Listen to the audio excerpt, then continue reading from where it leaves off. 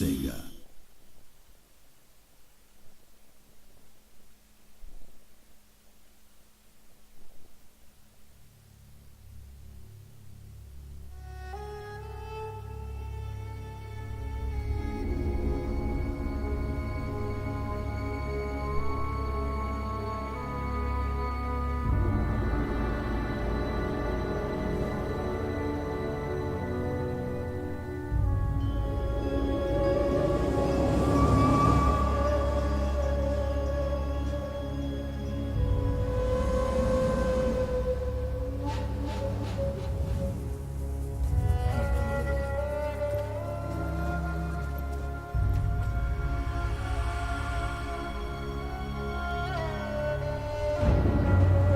Must be punished! Charge!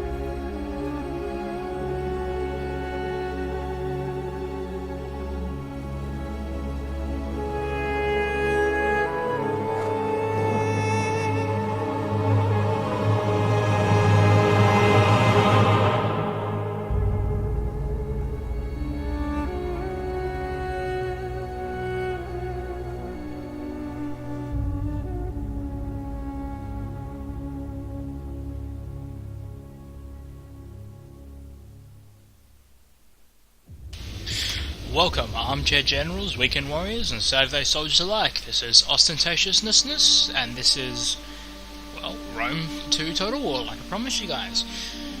Now, this video, it's only going to be a couple of turns, but I will be pointing out some major differences in this game. First of all, how much better looking it is. And second of all, I don't really know how to explain this yet, but as you can see, there are all these different provinces. Now, they're very important the further into the game. Well, even at the very start of the game.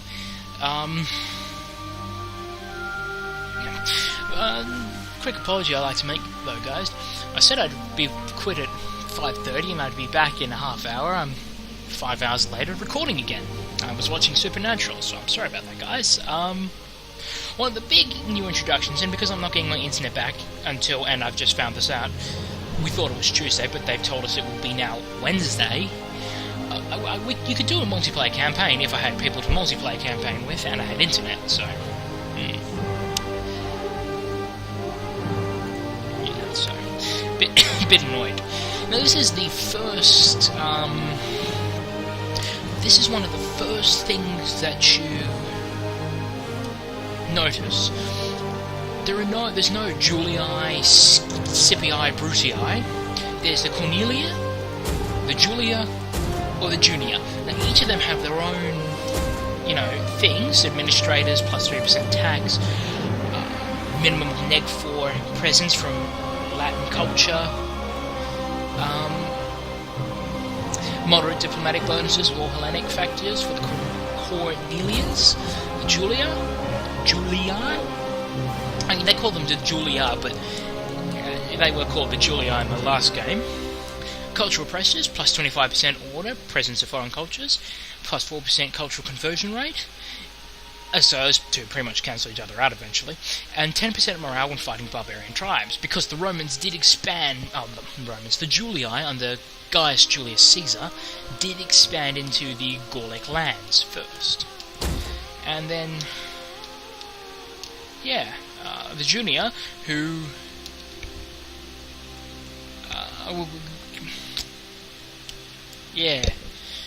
don't really know all that much about them. I know that you don't really know much about any of these guys other than the Julia. So you can see there's the Hanoi dynasty, the Hanonid dynasty, the Magonid dynasty, and the Barkid dynasty. Now there are the Eastern empires, which is really unique. You got Parthia, and then you've got Pontus, and they're in two separate locations. They're not actually the same. Not actually the same nation. And then you got the English, the Iceni. They're the only ones from players. The Gauls under the Arveni. The successor kingdoms of Macedon and Egypt, and the Germanic tribes of the Suebi. Now, normally people would have to pay for this, but because I pre-ordered, you get the Greek states: Sparta, Epirus, and Athens. I think I like the Spartans best. I don't know why, I just like them more. But in this campaign, I will be playing as the Julia on normal. Turn off AI moves, because it does get really annoying eventually, and they do show you anyway if they attack. So as you can see, these are the main victory conditions: economic, cultural, and military. Now, you need to own 140 settlements, each of these individual faint lines in these provinces, and own these 6 regions, either by client states, military alliances, or direct ownership. You have to have 140 units and 40 naval units. That's like 7 full armies and 2 full navies, pretty much.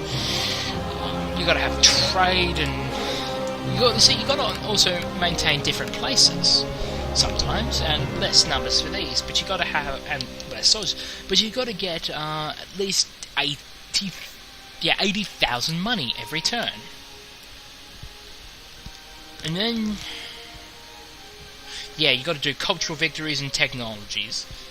Not too fussed about that. I'll be mostly going for the military victory, because it's so much easier just to beat things to death. Now, I'm going to turn this off. Wait. I'm talking out my ass again. There actually isn't a start. Sorry guys, I'm a bit off.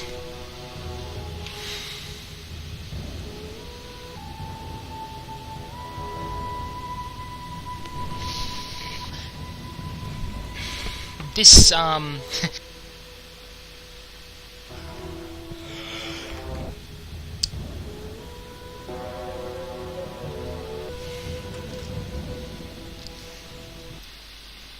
You are at war with the Etruscan League. March north and capture their territories. This will allow you to consolidate Italia and ensure the safety of Rome. You must wage war if you hope to extend your dominion. Syracuse and Carthage own territory in Magna Graecia, so conflict with them is inevitable if you wish to expand across the Mediterranean. Otherwise, they may prove useful allies against Etruria or the Gaulish tribes to the north. Come what may, Rome will triumph. You said it, sister. So, the first thing that you'll notice is the game is a lot prettier. You'll also notice that the Romans don't start with whatever the fuck this place is in Arminium. And there's also no Messana here. There's just Syracuse and Lilybaeum. And there's this new team, the Etruscan League. This area would have previously been rebels, as would this and this. Now, more on them later. This is one of the first things you guys are going to notice if you haven't ever played Empire or Shogun before. you can no longer build every building in the game in every city in the game. You've got to be very tactical about what you build. So right now, I could expand Rome. I could build any of this, and so on and so forth. Where is it? Agents. You can only have one of each agent. Dignitaries, which are diplomats. Champions, which are kind of like they buff your military, and they also harass the enemy's military. Whereas these guys are girls for most of the Hellenic cultures, and the Romans, women. And the other major differences, actually two. First of all, you can only have a limited number of armies and navies at the start of the game. Now, once you conquer a certain number of regions, you get double, then more, and then more, and then more. But, and here you go, you see your houses. Because we're Julia, here we are. There's Cornelius Scipio Asinius, or Gnaeus Cornelius Scipio Asinius, Decimus Junius Brutus, yes, the same guys that orchestrated the axing of Gaius Julius Caesar, and then the others, who are kind of just others. And I like this, terra incognita. If they're not on the game, it means you don't know where they are. Now, as you can see, everyone has these little numbers. Well, this means how many senators you have supporting you. So, I could, for example, kill him, lose 6, marry him, or spread rumours and lose 6. Now, each of this costs money.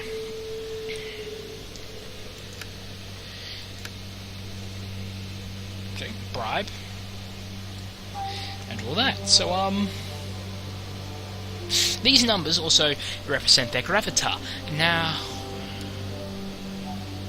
yeah, importance, and, the more influence you get, the higher this you are. Now, if you try to recruit just guys from your faction, you will lose, senators over time. Because, you know, it looks like you're becoming a Rex, as was the original Etruscan kings called. Which is why now Rex has a negative, connotations. I thought that was interesting. Now, one of the other major things is technology. Now, anyone who's played Shogun and Empire, and I'm not sure about Napoleon, will know the technology is great, but it's a bit different here. You've got to recruit either a base military or a base economic, and then you get 3 individual tiers. So this allows you to recruit better units, this makes your units better at fighting, and this makes your units better at sieging. And they also unlock some things like, better, like ironworks or bronze works or all that. These ones increase the money you get.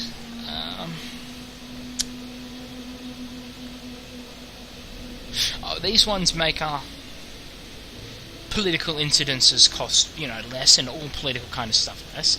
And this makes you build things faster. It allows you to build, different things. And I'm so eloquent. That's another major thing. The diplomacy. Now, this is what pissed me off in Rome 1 when I was recording earlier. Now, again, as I was saying in my World in Conflict, people who are watching this months after I've recorded it and uploaded all this, be like, what? What does he mean by blah blah blah? So as you can see, I'm in war with these guys. Who's good? Oh yeah, Athens and Sparta. Now, they're both at least Sparta is at war with them, and then Macedonia's bitches. Politest way to put that.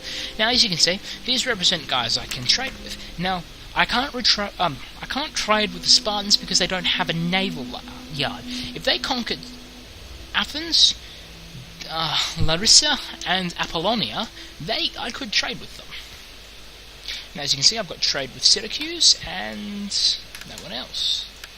Be welcome, but may Athena strike at... Nope, that didn't work. Anyway, so I'm going to recruit my spy. And I'm just going to have a wander a little faster, and see, military sabotages, blah blah blah, slows and has additional effects, or just kills a character.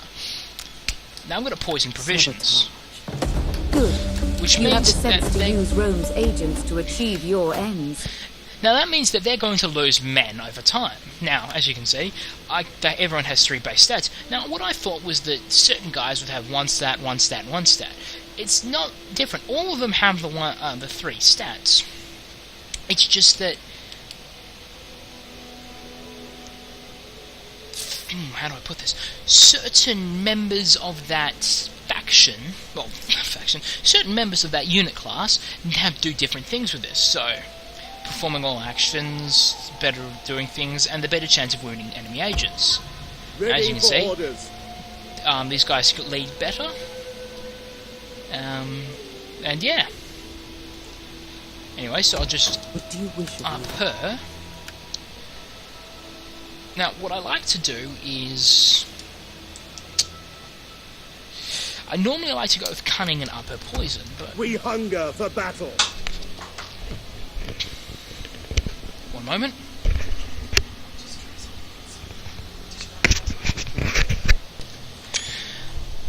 Sorry about that one, guys. Fresh cup of tea. Oh. That scared the shit out of me. I'm really sorry, guys. So where was I? Oh yes, another major difference from people who have not played Empire, or I think Shogun has this too, you can recruit units straight from these guys. So what I like to do is I like to cancel these levies, which gives me additional money per turn. I think a lot more, I don't actually pay attention. And you gotta click again. I like to do this. It's just a very handy thing for me to do. Now, what do I want to upgrade?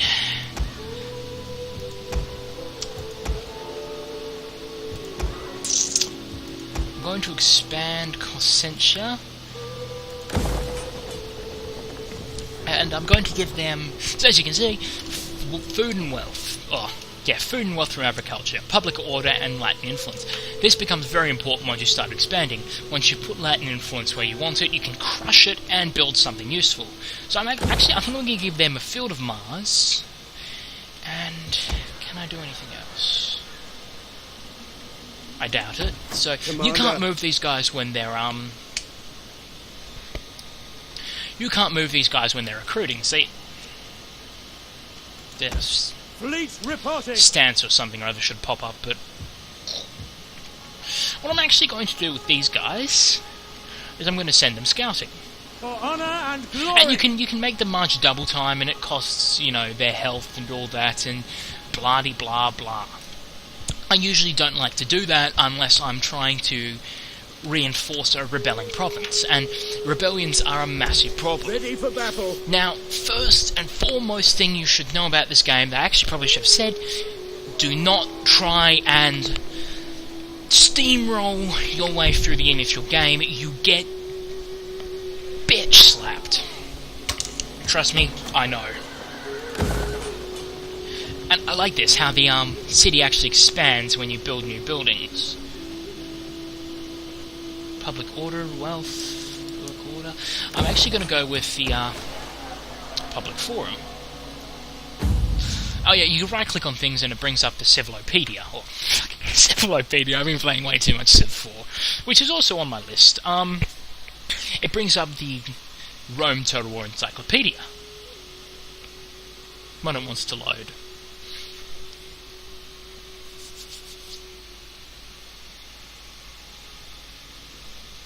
Ah, fuck it, it's not going to load. I need internet for it to be, you know, useful.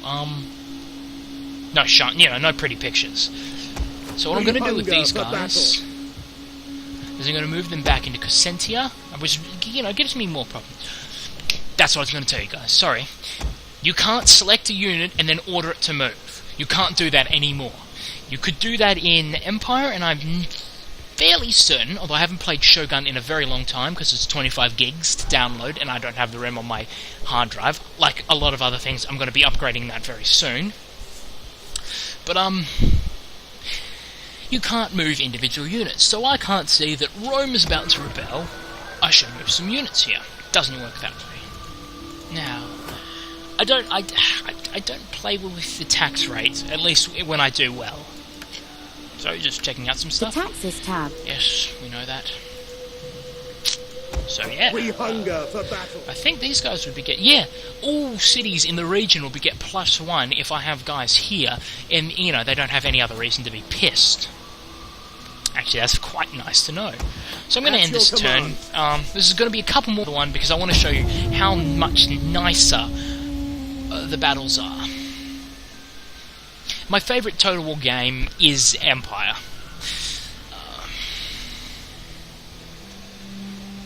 For no particular reason other than it's just a brilliant game.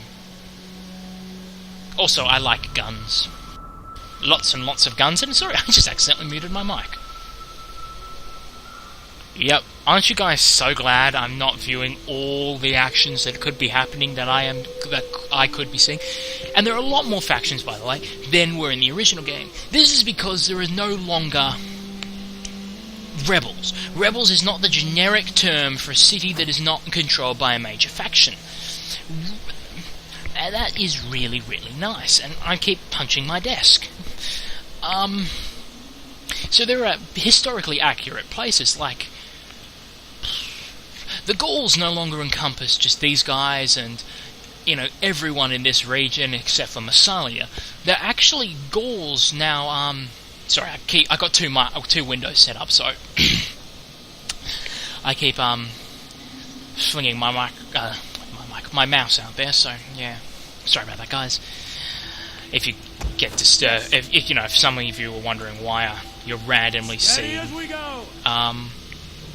if you're wondering why you're randomly seeing just a normal mouse. Diplomacy. As you can see, I just encountered 2 new factions. Liguria, you might remember those from my first game. You the are rebels welcome. that I pimp Also, slapped. my ancestors and Massalia, another rebel Be town welcome here, I like and to get. speak as you wish. I like the Massalians. I don't know why, I just like them. As you can see, I don't know where Carthage's capital is, but because I can see 2 of their regions, I know roughly where they are. That was a very strange sound I just made. So, not a lot else I can do right now. Well, I lie. There's a lot else I can do right now.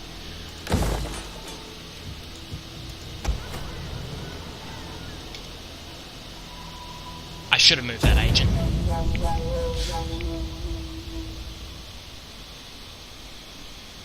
One thing I like to rush are the Marian reforms. For those of you who don't know, Gaius Marius was the guy who revolutionized the Roman Empire, or the Roman military. He decided to give land grants to every soldier under his command.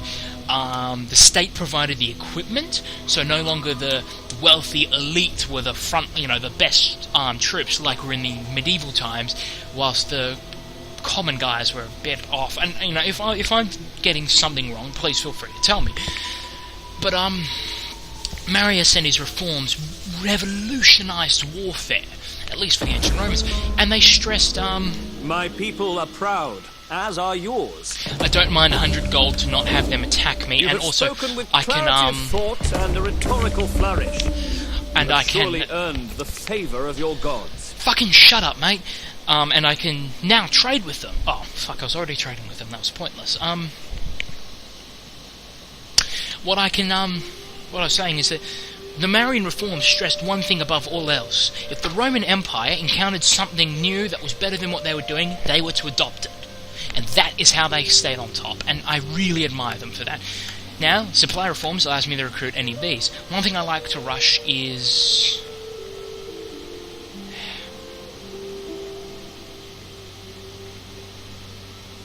yeah, it's the one I get is this.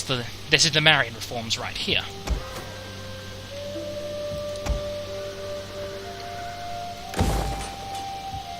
So, ladies and gentlemen, Ready for battle. we're off to see the wizard. No, I'm kidding. I don't actually have enough money to do anything.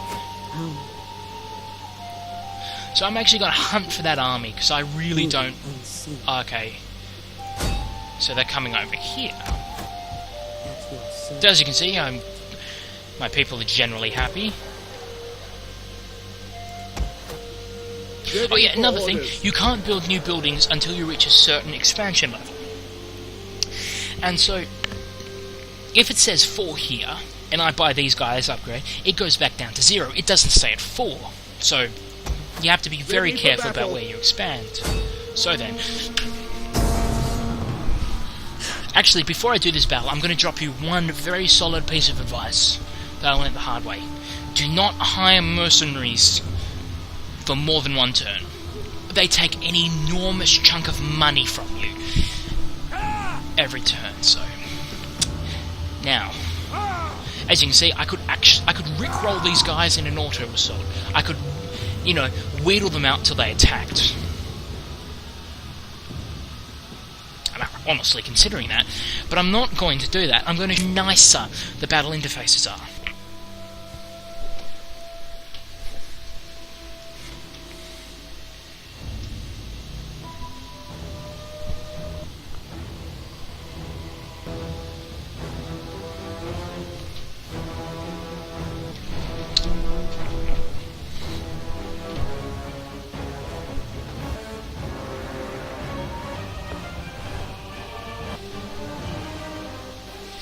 Now, I just want to point something out to you guys. They mention all these tactics, as you would have seen in the loading screen. But the humorous thing is that none of those tactics actually work in-game, because the enemy just makes this massive line of units and attacks, as far as I've seen. I haven't played on the really hard difficulties. I think that all the information is for player versus player, so... Now, I could wait, but... I don't like it. Now, as you guys probably saw, the enemy has 2 units of slingers. Slingers are evil. Give me one moment while I just check something. Yeah, I'm running this on extreme, but... sorry, it looked low quality there for a moment, but that was because of how zoomed out I was. I mean, look at how beautiful all this is. So. Now I'll show you my usual tactic. Commander! Missiles ready and waiting!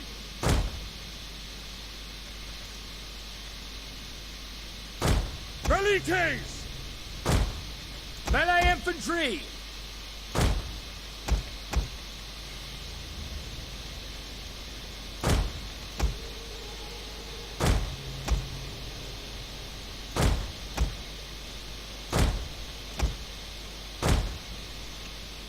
Oh yeah, there's line of sight in this. Now, sorry guys, I totally forgot to mention this. If I hide my general behind here, unlike in Roman, medieval and all that, the enemy can't see where he is automatically. There's a whole new layer of tactics, and your general can hide in scrub. Now, I actually noticed something while setting these guys up. Wild animals. That's actually quite nice. So, what I usually do... sorry for the loop there for a moment. What I usually do is I usually have my Roman infantry form up a line, because they automatically raise their shields to block projectiles, and then I have my Velite throw over them. I'm going to try something different where I have the I just elbowed my desk, where I have the Velite advance first, attack the enemy, and then pull back. Could work better, could work worse. Now, as you guys probably saw, they have 2 units of slingers. Slingers in this game are evil motherfuckers. They have a range of 160, and while they're not lethal... I mean, bowmen have a range of some... It's either 125 or it's 155. They're not as lethal as a bowman. An arrow will pretty much destroy... A unit of archers will pretty much destroy a shield-armed unit of enemies. It's just the law of the universe in this game. Slingers are not bad, unless the enemy attacks your men and they lower their shields to fight. Now, you see, notice 2 big things. They've streamlined the interface, which is not actually bad, it's very nice. And another thing they've done is they've put the minimap here, some help buttons up here, but probably the greatest improvement to this already wonderful series of games. And bear with me a moment while I move my men over. That was completely pointless.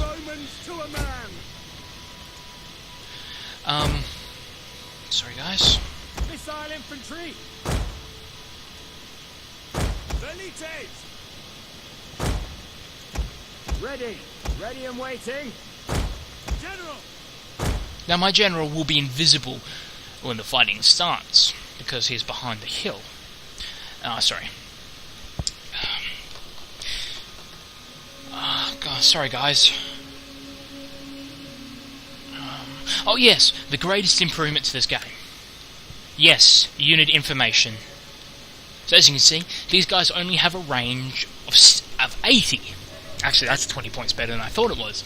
Now, it's not the best, it's not the worst.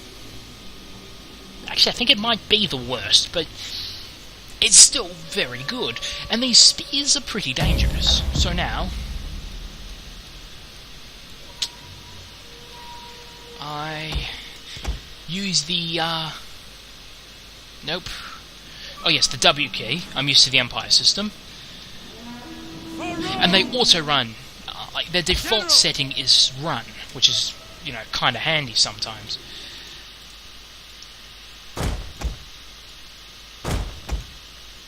Now, your like archer type infantry do get a fast reload button.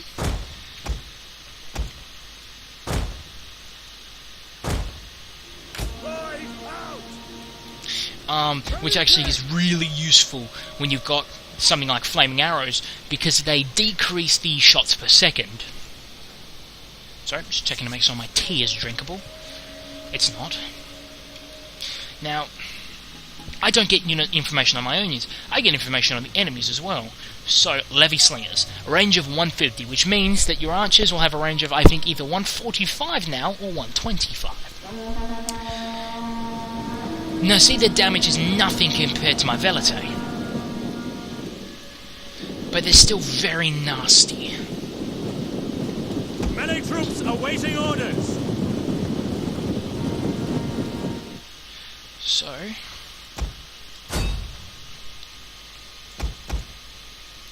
I am going to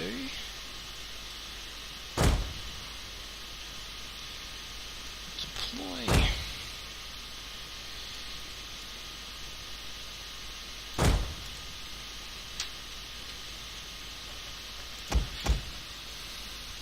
Now, once they start coming after my archers, they will run away.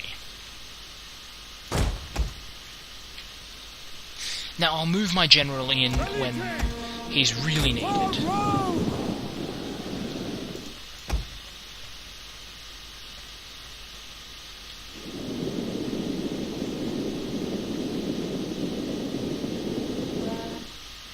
Sorry guys if I'm very quiet, I'm trying to think my moves out for once. Now, did they do any damage? Yes, they killed one man. Holy shit! He's got like 3 of them sticking out of him. Oh man. I'd feel sorry for you if you weren't Etruscan. Now, I'm going to show you the wonders of the fast reload button.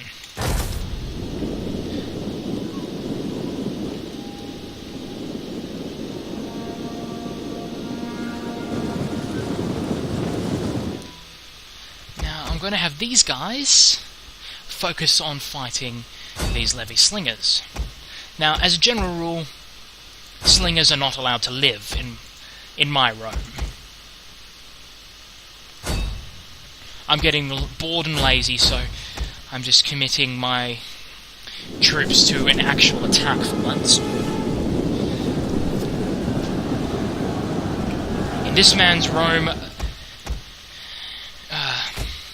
man's Rome, your slingers are not allowed to live. And now I'm going to send them to target these guys because my infantry are about to attack this. The battle is turning in our favour. That's your command.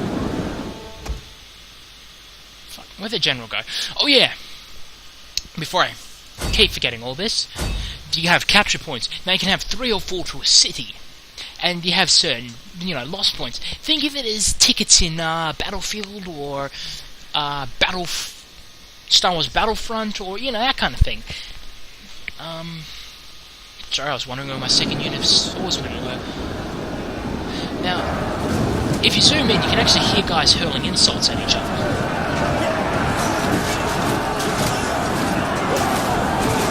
Don't you just love the Romans and their funny hats? Oh yeah, new thing that they've added. Tactical map. So, I can see where everything is.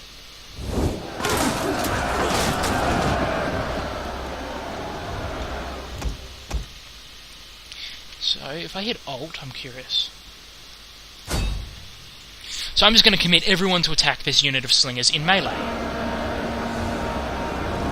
Now, once they're general routes, they usually break. All I need to do is hold this place until they run out of tickets to win the match. And as you can see, my general's going to come thundering in.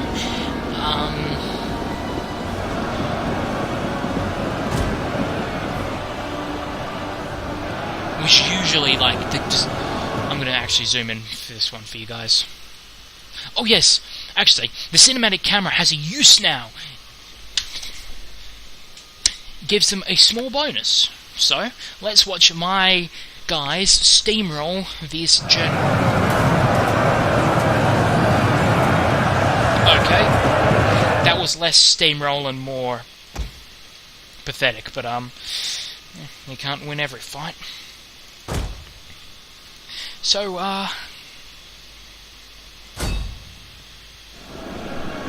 Our general is under attack. you can take it.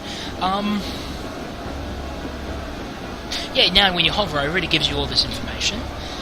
And yeah, there's not a lot I can really say, guys. I'm sorry.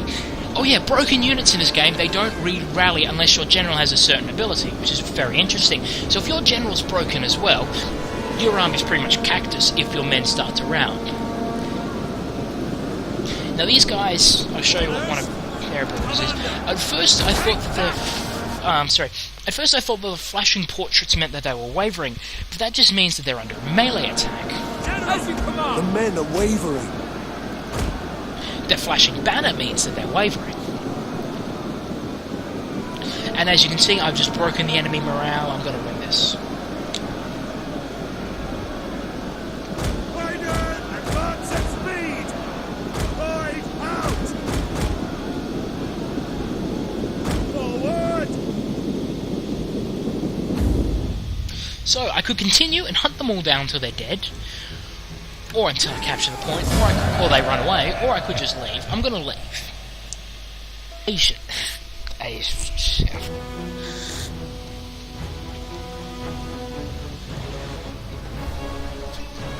So, I'm sorry about the tea interruption.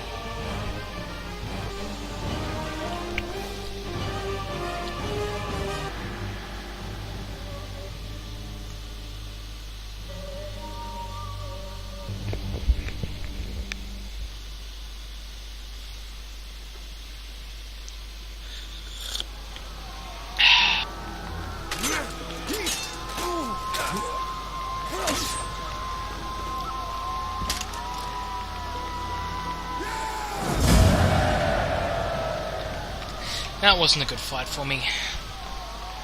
Now, I could loot and gain money and provincial instability. I could burn it to the ground as a point. Or I could just occupy it. Because they're Romans, and I'll do this for the entire Italian peninsula, they get to live, for now. So, first of all, not only can your characters level up, but so can your units. It's very nice. A lot about this game is very nice. I believe the one I'm looking for is this. I should say, the one I'm looking for, just pretty much what I mean is that, each thing unlocks new abilities for you guys. So, yeah. There's not much else to say, guys, so, I hate that. Why would they put console commands in and not tell anyone?